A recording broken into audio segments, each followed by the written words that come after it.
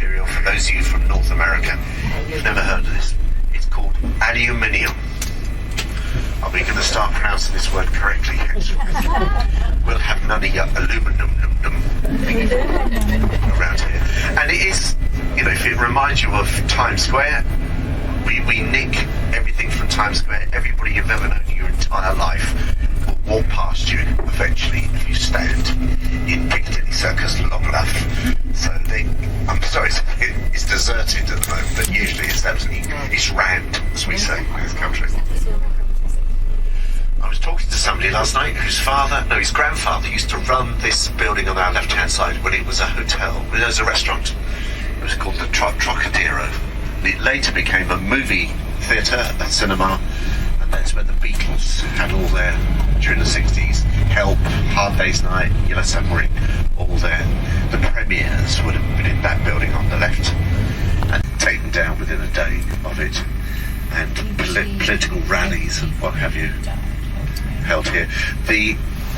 The fountains, which you can't see, they're not playing at the moment, the water you don't see, it's spouting, were put in so that huge crowds would not be able to assemble. It would break up the amount of people that would be getting into Trafalgar Square. So, and the originals that we did have here are now in front of the Canadian Parliament building in Ottawa, for reasons I've never found out why.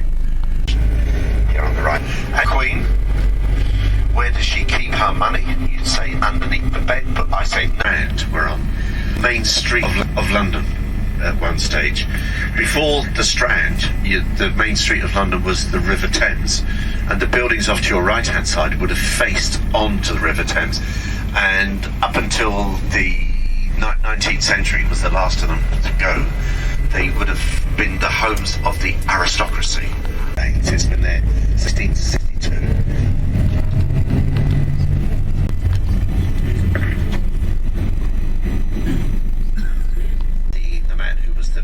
Of his son is now the Prime Minister, but Pierre Trudeau was educated at the LSE.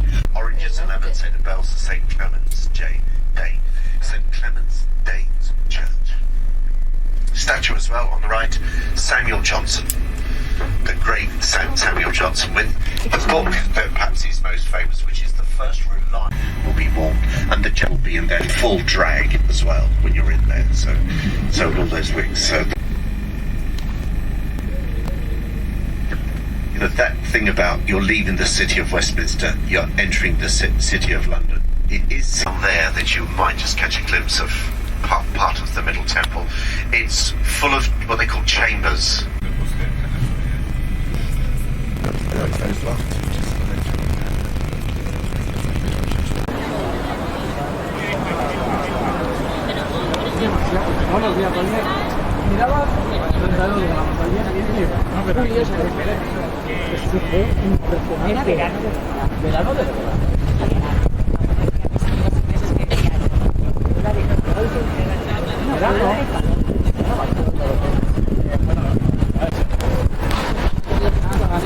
No, pero para mí, mira, por ejemplo, como en Madrid, no sé esta semana, pero la pasada, 27.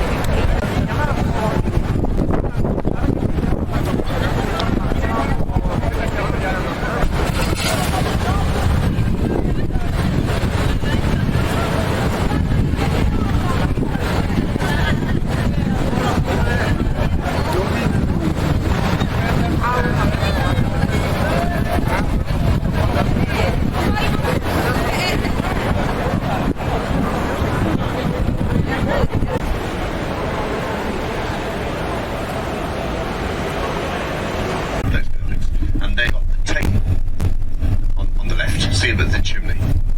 So that's the modern art gallery, which had formerly been a power station, and it was opened in again in 2000 as an art gallery.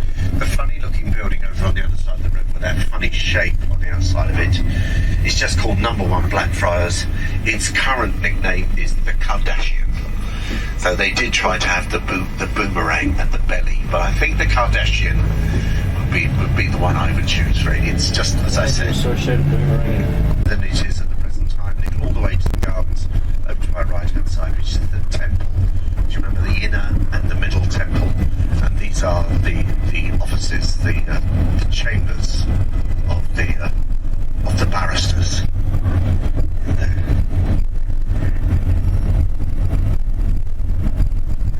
So that's the actors will be over there on the other side of the river, and they will be in the National Theatre. Can you see it up there? They've got 3 auditoriums, and they don't have a repertory company as such. They don't have actors who just put on one show, do the one show after another. Not halls, dance studios, art galleries, all that sort of stuff. And it all began back in 1951 when the Royal Festival Hall, over there to your left-hand side, was opened. So that's over there. 1951, this country was struggling to recover from the depredations of the Second World War, and that was when they had the Festival of Britain to cheer us up and to tell us that the good times were coming again. And that helped in the start of it. They had to clear away the bomb damage from a huge brewery called the Lion Brewery that was on that site. It's now to London Eye. What do you reckon?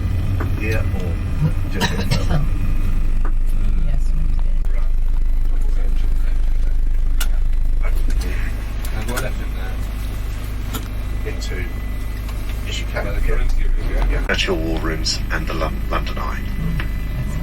And it gives me a chance to wear these lovely gardens and to see if I know who on earth that is on his statue, on his plinth there. The width of what it once was, even less than that is. It's much narrower. It was once a mile wide, a kilometre wide, roughly. The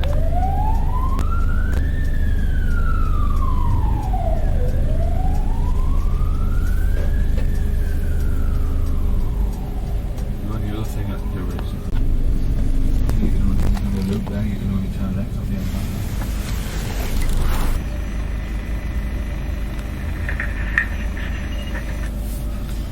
Normally every set of traffic has got cameras and watching for you to do something you shouldn't.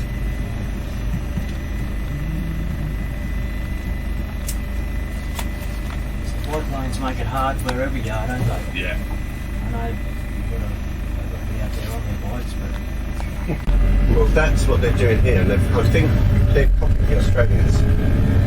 we don't do it very well. Well, don't worry, we're not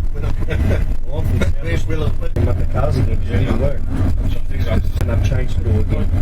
I go to work early in the morning, and that's when the bikers are out. Yeah. And well, some get through. This is Westerbridge. Earth has not anything more fair to show, etc. And that's the London Eye to your left-hand side. And that was opened in March 2000, and it's got 32 pods. You can get about 25 people in each of them, and it goes around very, very slowly.